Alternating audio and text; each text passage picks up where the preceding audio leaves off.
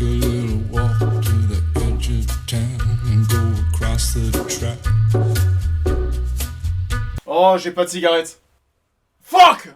Bonjour à tous, on se retrouve aujourd'hui pour la critique de Peaky Blinders saison 5. En termes de popularité, je me pose pas mal de questions, on va en reparler après, mais en tout cas ce qui est sûr, c'est que ça fait partie des séries que j'adore, des séries auxquelles je suis attaché, et on en parle. Peaky Blinders saison 5 nous permet une nouvelle fois de suivre les galères de la famille Shelby. Et cette fois-ci, de nouvelles menaces pointent le bout de leur nez, à savoir le crash de 1929, ainsi que la montée du fascisme. Et vous l'avez peut-être compris, rien qu'en entendant le synopsis, on part sur quelque chose de bien plus politique. Peaky Blinders, c'est une série que j'adore, même si je trouve les saisons assez inégales. J'avais adoré les deux premières saisons, la saison 3 un petit peu moins, la saison 4 c'est pareil, j'avais un peu moins aimé que la saison 3. En tout cas, ce qui est sûr, c'est que Peaky Blinders, c'est une série qui a énormément de charme. Malheureusement, et ça commençait à se faire sentir dans la dernière saison, dans la saison 4, mais on part sur quelque chose qui est un peu plus tirage de corde. La saison 4, on partait sur une histoire un petit peu indépendante qui pouvait se détacher des trois premières saisons, et de cette façon, des saisons où tu peux en faire énormément.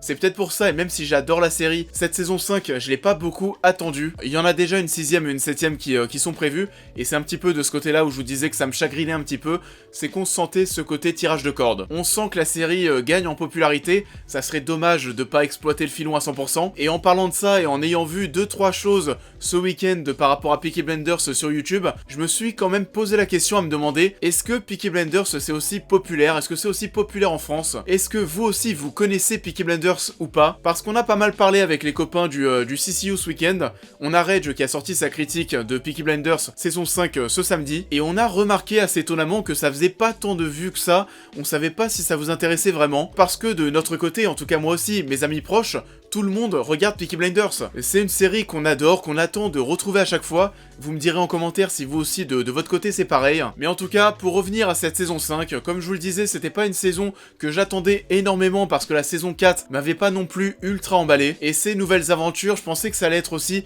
quelque chose d'indépendant avec un début et une fin. Et au final non. On va en parler avec une partie sans spoiler, une partie avec spoiler ensuite. Cette fois-ci, on a toujours un début, par contre la fin, c'est une transition vers la saison 6. J'ai globalement apprécié cette saison 5 parce que j'aime Peaky Blinders, j'aime son ambiance, c'est pas une série de malades, mais en tout cas ce qui est sûr c'est que dans tout ce que l'on va voir à la télé, c'est une des choses les plus charismatiques. J'adore cette ambiance, les rues, l'époque, les personnages, les tenues des personnages. C'est hyper classe. Pour ceux qui sont un peu plus jeux vidéo, qui ne connaissent pas Peaky Blinders, on peut se rapprocher d'un Assassin's Creed Syndicate, même si Assassin c'était plutôt du fin 19e siècle, alors que là on est plutôt 20e en 1929.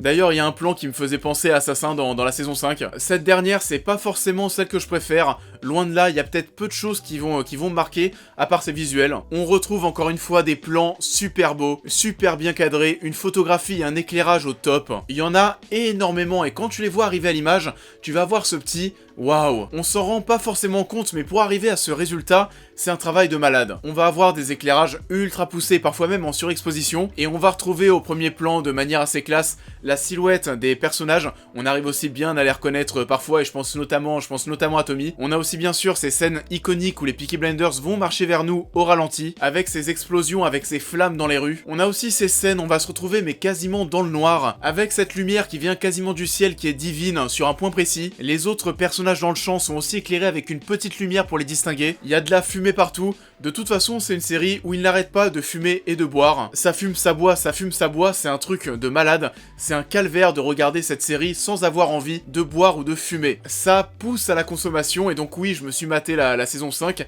avec ma petite bouteille de vin tout seul. Du coup ça va, je vous rassure, je suis revenu à l'eau. Il y a un excellent travail qui est fait sur Peaky Blinders en termes d'ambiance, en termes de visuel. Ça peut être une série que vous pouvez trouver un petit peu lente, mais en tout cas ce qui est sûr c'est que vous ne pouvez pas rester de marbre devant tant de charme et de beauté visuelle. Et pareil d'un point de vue sonore, on va te balancer du rock dans les oreilles, c'est en accord, que ce soit le rock ou les Peaky Blinders, on est sur quelque chose de cool et aussi de rebelle. Ça m'étonnerait aussi que vous ne puissiez pas vous attacher à Tommy Shelby, à vous attacher à ses personnages. Tommy Shelby qui est un personnage mais tellement classe, qui a un charisme de malade. C'est pas lui, vous savez, c'est pas forcément lui qui avait le gabarit à la base pour diriger cette famille. Quand tu vois le tout premier épisode de Peaky Blinders, tu te demandes pourquoi est-ce que c'est pas Arthur qui dirige tout ça. Parce que voilà, Arthur a un physique quand même plus imposant que Tommy. Mais ça, c'est avant de découvrir le charme du mec. Les gens lui font confiance pour régler tout type d'histoire. C'est un personnage qui est encore très tourmenté par rapport à Grace. Il est toujours dans la recherche d'avoir un coup d'avance sur ses adversaires, et ça en fait quelqu'un de très intelligent, quelqu'un qui pense à tout, et donc un personnage que j'aime. Et d'ailleurs, et ça va encore se vérifier là,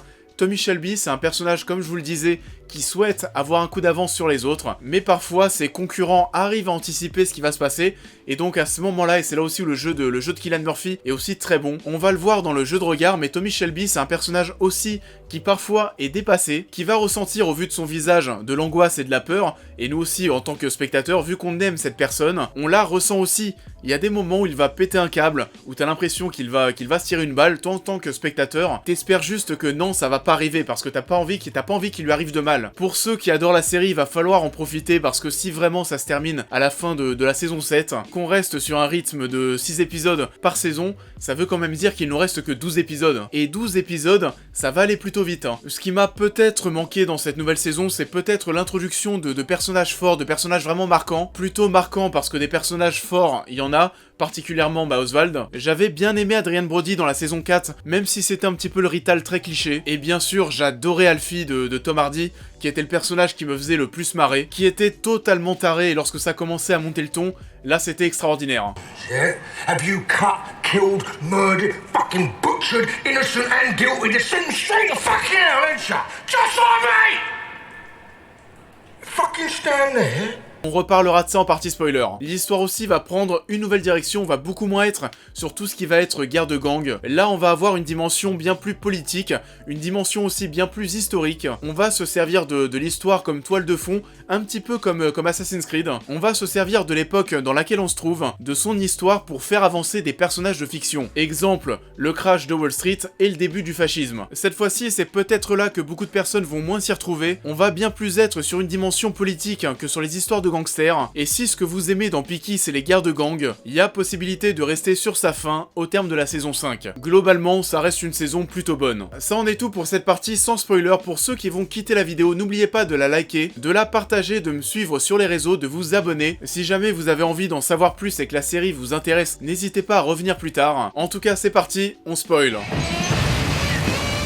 On the ropes. Who's gonna hang us now? No one is gonna hang you, Tommy. You're gonna hang yourself. Ça part en couille chez les Shelby. Alors déjà, je vais revenir sur les personnages et comment est-ce qu'ils ont évolué. On va parler déjà dans un premier temps de Polly, qui est un personnage que j'adore. Elle était cette fois-ci pas tout le temps mise au premier plan, mais c'est une femme qu'on va bien plus retrouver, je pense, dans la saison 6, et qui va avoir des problèmes avec Tommy. Parce que bon, avec la mort d'Aberama, on se pose pas mal de questions. Est-ce qu'elle va en vouloir à Tommy? Est-ce que sa démission tient toujours? C'est des choses qu'on va retrouver ensuite. Arthur, c'est un protagoniste qui a pas tant évolué que ça, il a surtout évolué dans le sens où à l'image on a bien plus vu ce côté animal qu'il a en lui, la violence qui a été retransmise à l'image. C'est un personnage qui est oui toujours aussi bête. Pour revenir à ce que je disais tout à l'heure en partie sans spoiler, c'est sûr que le mec, quand tu commences à le connaître un petit peu, tu sais que c'est pas à lui de diriger la famille Shelby. Michael, c'est intéressant, c'est un personnage qui s'est américanisé, c'est un personnage qui me saoulait un petit peu avant, là je l'ai bien aimé. C'est un homme qui est revenu avec des couilles, avec une copine, en la personne d'Anya Taylor-Joy, qui a des yeux absolument sublimes. Et donc aussi c'est un personnage qui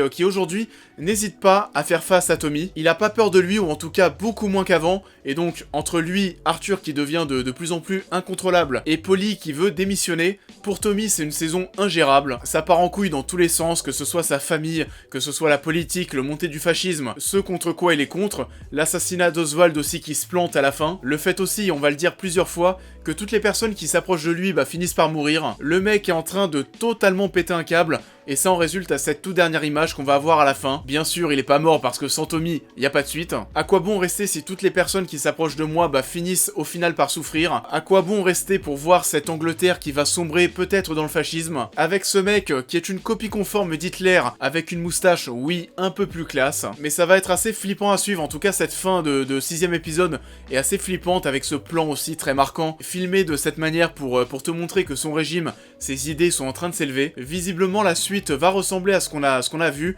c'est-à-dire les Peaky Blinders face au fascisme. Et là, énorme surprise, meilleur moment de la saison, le retour de Tom fucking Hardy. J'aime Peaky Blinders, j'aime Tom Hardy, donc forcément voir ce mariage continuer à l'image, ça me fait kiffer. D'autant plus que ça me fait plaisir de me dire à l'avenir qu'on devrait le retrouver, j'espère, au premier plan dans les nouvelles saisons de Peaky Blinders, parce qu'au cinéma, concernant cet acteur, je reste un petit peu sur ma faim, et c'est pas avec Venom 2 que je vais être réjoui, vous le savez très bien. Donc à contrario de la saison 4, où j'avais pas forcément envie de voir la suite, là j'en ai clairement envie, vu la fin du dernier épisode, et cet assassinat loupé. Puis aussi, encore une fois, Tom fucking Hardy.